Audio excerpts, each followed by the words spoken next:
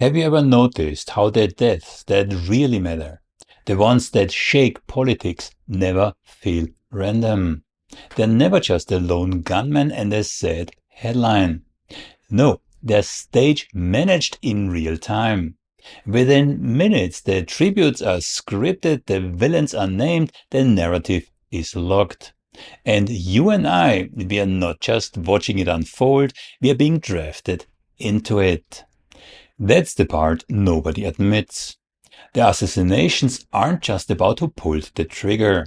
They're just about who seizes the story the second the body hits the ground. In this second part of my analysis related to the Charlie Kirk assassination, I show you exactly how that happens. Let's start with one thing everyone agrees on. Charlie Kirk is dead, shot while speaking on a college campus in Utah. That's not a rumor, that's not a meme, that's not a fever dream. It happened. It shocked the country and it instantly became a political Rorschach test. Now, I'm not here to preach to the choir. I'm here to walk you through the chain of incentives, the choreography of timing, and the very real power politics that snap into place the second a high-profile figure goes down. And yes, I'm going to talk about Israel. I'm going to talk about Trump. And I'm going to talk about the strange gravitational pull that keeps dragging the US security state and the Israeli state back into the same orbit. Before we even touch motives, let's sweep the basics off the table. Utah's governor, Spencer Cox, says the suspect, Tyler Robinson, isn't cooperating. He also said Robinson has not confessed.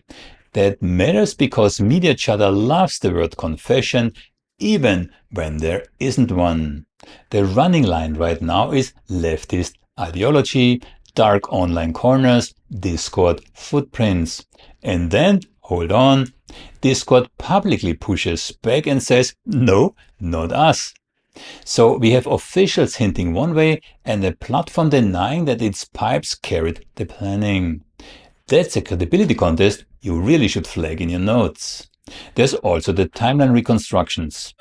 ABC assembled a visual blow-by-blow and CBS published a verified sequence of events. Put them together and you get the skeleton. The venue, the moment, the chaos, the manhunt, the arrest. This isn't a place for ballistic fantasies. I'm going to stick what's on record and what can be checked. Alright, now let's ask the adult question. Who benefited immediately? Because benefit doesn't prove guilt, but it does light up the map. First, Israel's leadership. Benjamin Netanyahu didn't hang back. He framed Kirk as a lion-hearted friend of Israel, shot for speaking truth and defending freedom. A full-throated sanctification. That is narrative dividend. The fast consecration of an American conservative figure as a martyr tethered to Israel's cause. That messaging lands with a very specific audience. The US Christian right and GOP base. It consolidates sympathy, polishes Israel's image with a grieving constituency, and blurs controversy with pathos. Second, Trump, of course. In the same news cycle, he went maximal. Presidential Medal of Freedom, national mourning language, flags lowered, a broadside against the radical left. That turns grief into a program. The policy balance is obvious. Tighten domestic security, delegitimize opponents, and, critically, wrap pro-Israel positioning in the American flag, now soaked in mourning. It's messaging jiu-jitsu. Convert tragedy into more authority. I've covered this specific aspect, Trump's increasing authoritarianism, in depth on my Substack.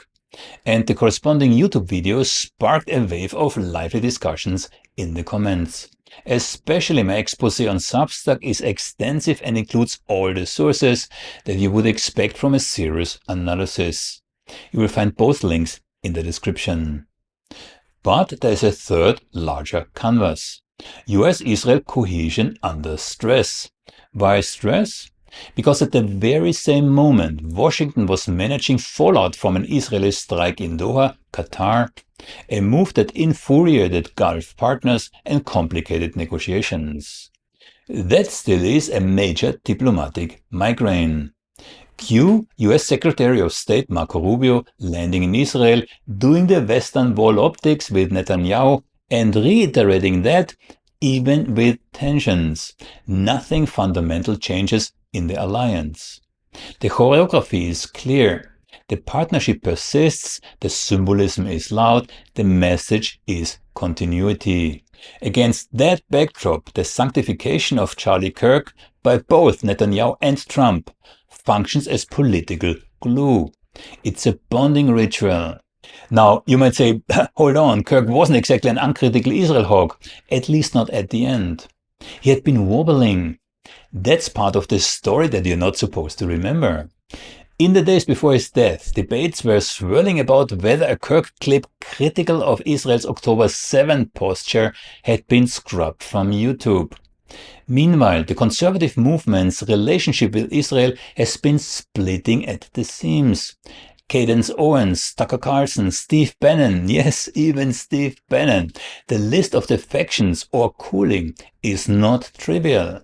If your goal is to keep the US right locked in on Israel as a sacred cause, nothing stitches up an unraveling coalition like a mother who is immediately branded as a friend of Israel, loudly, repeatedly from the very top. That's how you stabilize a narrative. Okay, let's pause, breathe, and be disciplined. There are three buckets we need to keep separate. First, what's documented and mainstream sourced. Arrest, non-cooperation, public tributes, Rubio's trip to Israel, Qatar strike fallout, ABC-CBS timelines. Second, what's reported but contested. Discourse denial versus law enforcement insinuations. Claims of rapid Israeli media amplification. Social posts about coordinated timing of statements by Netanyahu and Trump. Third, what's inferential. Who benefits? How martyrdom reframes a coalition? Whether the effect was to retighten US-Israeli bonds during diplomatic turbulence. Today I'm building an argument about incentives and effects, not asserting courtroom culpability. And if you're serious about power, sometimes effects matter more than attributions, especially in the first 72 hours before the facts set like concrete. So let's reconstruct the political physics as if we are whiteboarding a strategy deck. Slide 1, the vacuum. Kirk was not just another influencer. He commanded a serious pipeline into young conservative audiences. The White House and Israel understood his value. The Medal of Freedom decision and the public veneration aren't accidental. You don't spend that kind of symbolic capital on a nobody. The moment he is killed, a vacuum opens in the movement. Who fills it? Whoever frames his death first. Trump did. Netanyahu did. Israeli and pro-Israeli outlets did. The early frame links Kirk, truth, freedom, friend of Israel, terrorism against democracy, frame set. Slide 2, the glue. At the exact time US-Israel relations needed a public reaffirmation after the Qatar strike stirred Arab outrage and US discomfort, Rubio appears at the wall with Netanyahu. This is visual grammar, not diplomacy for diplomats. It says, despite everything, we are still brothers in arms. The Kirk martyrdom story slides into that very groove. Shared grief, shared enemies, shared civilization talk. That's an alliance maintenance via tragedy. Slide 3, the purge. Every assassination invites a purge. Not of people necessarily, of narratives. You saw it. Platforms, clips, claims about who posted what, when and where. We don't need to adjudicate every deletion to see the meta move. Sweep away ambiguity, flood the zone with certainty. It's leftist ideology, it's online radicalization, it's the enemy of freedom. Of course it is. If some corner of the right had been wobbling on Israel, that wobble gets painted as complicity by association. That's not evidence, it's politics. But politics under grief is very potent. Slide 4, the deterrent. Inside conservative media, the lesson lands hard. Deviate on Israel and you risk exile, or worse. Whether or not that's true in terms of causality doesn't matter in the short term. What matters is the signal. Netanyahu's tribute, the Israeli media's framing, and the White House's sanctification converge into one message. The movement lines are locked, and enforcement is cultural as much as it is political. And let's not forget the speculative debris, because if you ignore it, it festers. People have circulated a claim that Netanyahu and Trump posted about Kirk at the exact same timestamp, 3:02. As of now, that sits in the rumor basket. Screenshot, thread posts, viral graphics. Could two world leaders align posts minute for minute? Yes, that happens in breaking news cycles. Is it inherently suspicious? Not by itself.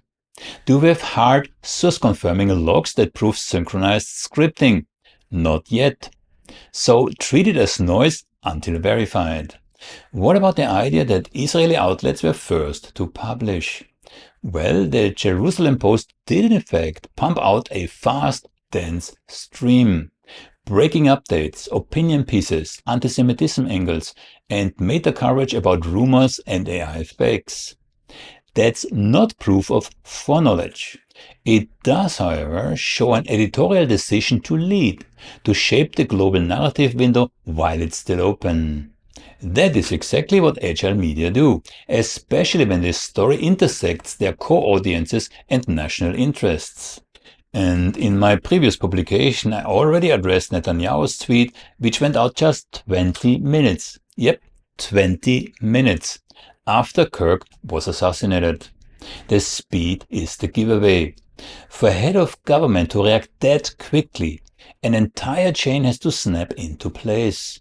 The news must be confirmed, staff alerted, drafts prepared, cleared and signed off before anything goes public. That doesn't happen in 20 minutes, unless, of course, the statement was already written, just waiting for the moment to be fired off with a single click. Now let's zoom out.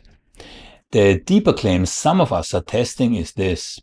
Even if Israel didn't do it, and I don't say it did, Israel is still benefiting. That's a valid strategic observation. Because benefit here isn't just sympathy, it's alignment. It channels grief across the right into a familiar civilizational pitch. Judeo-Christian values besieged by radicals, defended by Israel and America. Netanyahu's quick eulogy hit exactly those notes. And on Fox, he called Kirk a once-in-a-generation figure he would remember for life. That's not simply condolence, it's recruitment, don't you see? And what about Trump's benefits? Simple. Moral authority under stress. An assassination is the ultimate argument for order. The Medal of Freedom move fuses Trump's brand to Kirk's memory and sets up a permission structure for crackdowns framed as protection of democracy.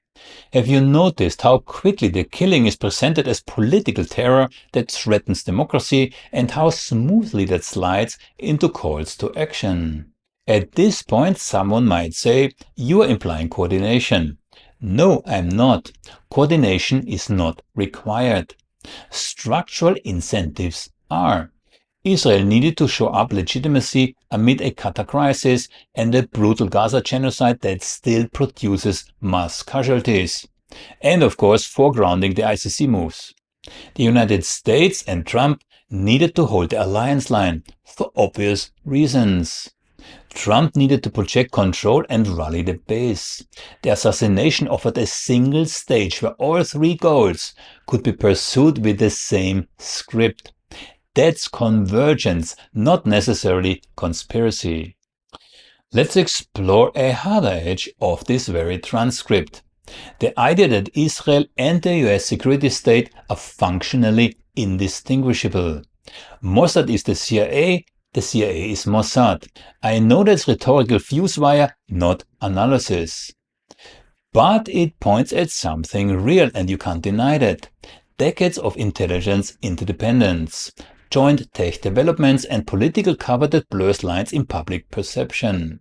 When that's the background, any event like the assassination of Charlie Kirk will be read through a convergence thesis.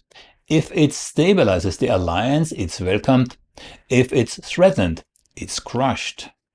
Now let me address the investigatory breadcrumbs people keep picking up. The decoy in the crowd yelling, "It was me, shoot me." The handgun sighting, the drone overflight, the alleged and admittedly odd hand signals by security in the seconds before the kill shot. If you have done field investigations, you know the first 48 hours are chaos magnets. Witness memory is noisy, video is patchy, rumor outrun facts. Here's how to be responsible. Park these items in a contingent file. Match each claim with a concrete request. Bodycam timecodes, airspace logs, vendor manifests, private security SOPs. Until those show up, you resist the siren song of narrative convenience. But let's not miss the forest for the trees. The verified parts already tell us enough about power. The suspect is in custody. He's not cooperating and not confessing. The leftist ideology line is doing work in the public square even as platforms contest the digital breadcrumbs. The White House and Israel moved very fast to sacralize Kirk's memory and assign blame to political enemy. Very convenient. Netanyahu opportunistically leveraged the moment to reaffirm American conservative love for Israel, recording Kirk as an unambiguous ally. But was he? Amid a serious diplomatic headache over the Qatar strike, Marco Rubio performed solidarity theater in Jerusalem. You might think he had better things to do. Israeli media took a front foot posture, hard news analysis and meta-narratives about misinformation and anti-Semitism, ensuring the Israeli angle had definition from minute one. And if you want to have a darker question, here is one. Deterrence by example. On the American right, there's been a slow rebellion against unconditional Israel first politics. It was supposed to be America first, remember? If you were sitting in Jerusalem and watching that fray, Owens, Carson and others, how keen would you be to ensure the next generation of conservative firebrands learn the right lesson from a high-profile killing? I'm not saying Israel pulled a trigger. I'm saying the public handling of Kirk's death communicated a clear boundary. Israel remains sacred in this coalition, full stop. And if you slip, your memory will be claimed by those who won't. Here's the last piece to track because it touches the collusion thesis. If US officials wanted to rebuke Israel over Doha, they could have staged distance, cancelled optics, leaked anger, choreographed coolness. They chose the inverse instead. Rubio's wall photo op isn't an accident. It is alliance sign language. We close ranks under fire. That means when Trump mourns Kirk and frames the assassin as a political terrorist, and when Netanyahu elevates Kirk into Israel's pantheon of defenders of Judeo-Christian civilization, those two streams merge into a single river. In the public mind, that feels like collusion. Whether it's coordinated memos or simply structural codependence, the effect is nearly identical. So, what does that tell us? For one, Israel didn't need to orchestrate anything to benefit. They benefited in optics, alliances, and narrative consolidation.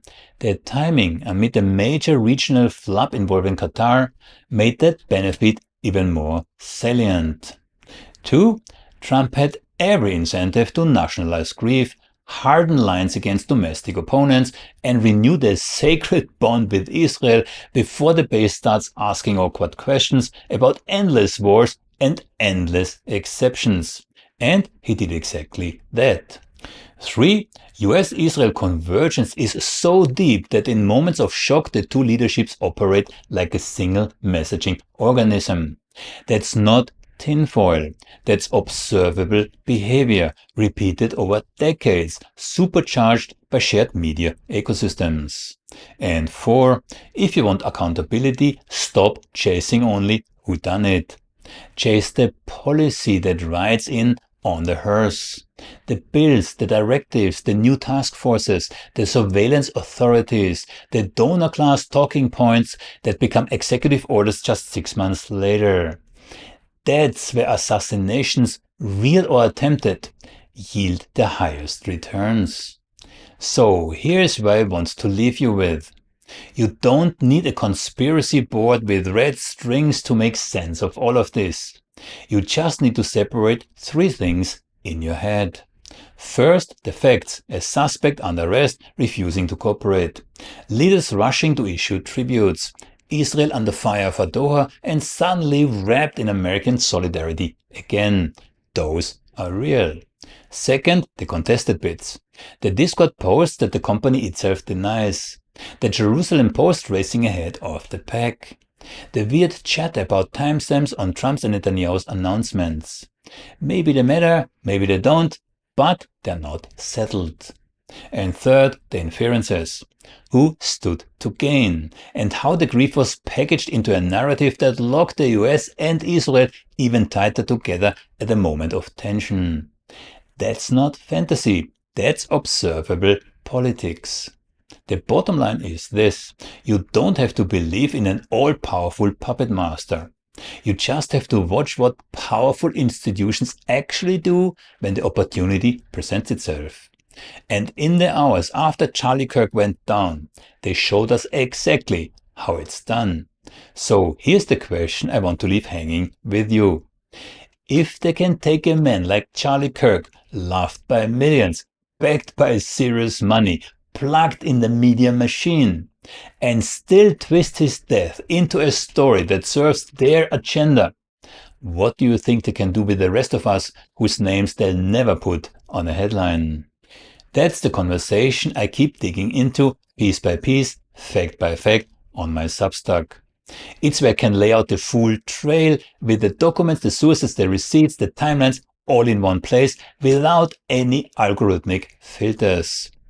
And if you have made it this far, you're exactly the kind of person I would want there. So come and join me. Read, question, argue, pull at the threads with me.